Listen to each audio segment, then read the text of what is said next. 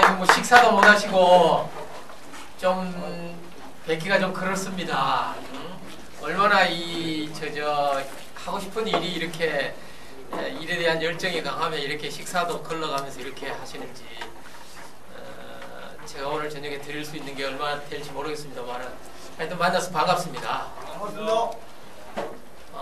제가 한 30여 년 가까이 기업하고 관련되는 일을 쭉 해오면서 늘 만났던 사람들이 여러분들과 같은 분들을 주로 만났어요. 예비 창업자들 창업해가지고 얼리 스테이지에 있는 기업들이 어려울 때 주로 그 사람들 주로 만나왔는데 대기업은 잘 몰라요 제가. 근데 중소기업하고만 관련되는 일을 한 30여 년 넘게 이렇게 쭉 해오는 과정에서 기업을 하는 사람들의 이래 면면을 이래 쭉 봐오니까 이렇게 성공하는 사람들이 있는가 하면 참 안 풀리는 사람들도 있더라고요. 그 사람들이 뭐 성실성에 문제가 있는 것도 아니고 그렇다고 해서 특별한 경영적 능력의 차이가 있어서도 그런 것도 아닌 것 같은데 되는 사람 되고 안 되는 사람 안 되고 이렇더라고요 보니까.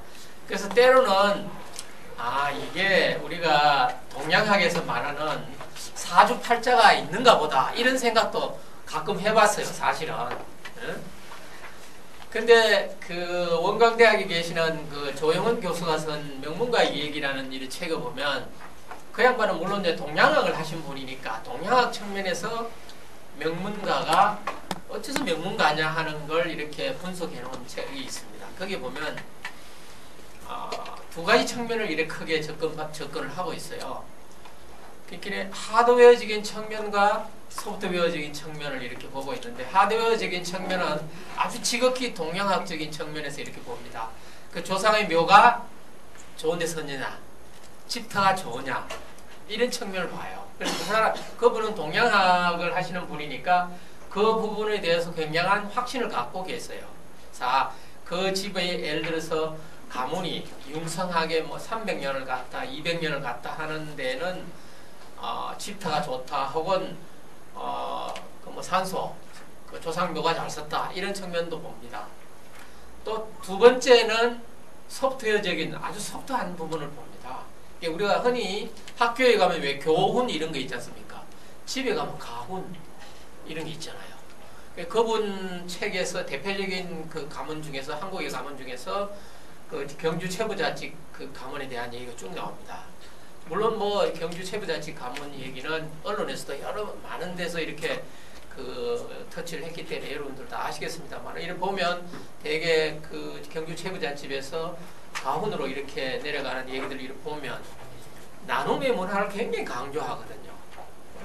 옛날에 우리가 못 살 때 지금도 뭐 마찬가지입니다만은 그 신분의 차이라든지 또는 가진 것의 차이에서 오는 박탈감은 절대로 못 참습니다. 이거 한국 사람뿐만 아니고 인간이면 누구나 다 같은 것 같아요. 요새 영국에 폭동나고 하는 것도 결국은 이 가진 것의 차이에서 오는 어떤 상대적 박탈감에서 오는 뭐 그런 게 아닌가 이런 생각이 드는데 이 가진 것을 혼자만 이게 누리지 말고 이걸 없는 사람한테 잘 나누는 사람은 굉장히 오랫동안 가문이 융성하더라는 얘기입니다.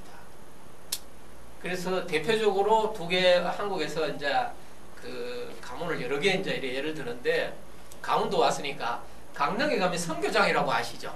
네. 그 효령대령 후손들이 와가지고 사는 데인데 거기도 선교장의 그 터도 좋다 그러더라고요. 거기도 터도 굉장히 무슨 터라 그런 얘기를 들었는데 내가 무슨 터인지는 잘 모르겠습니다만은 그리고 거기도 동학난 때도 온전하게 보존을 했고 6.25 사변 때도 온전하게 보존을 했거든요. 그 이유가 동학난 때는 없는 사람이 난을 일으키는 것 아닙니까? 이렇게 가지지 않은 사람들이 가진 자들에 대한 저항의 난이거든요. 6.25 사변도 물론 침략은 북에서 내려왔지만 사실 남한 내부에서 지주와 비지주 간의 그 굉장히 그 투쟁이 있었습니다. 6.25 사변 그 동란 일어나고 나서.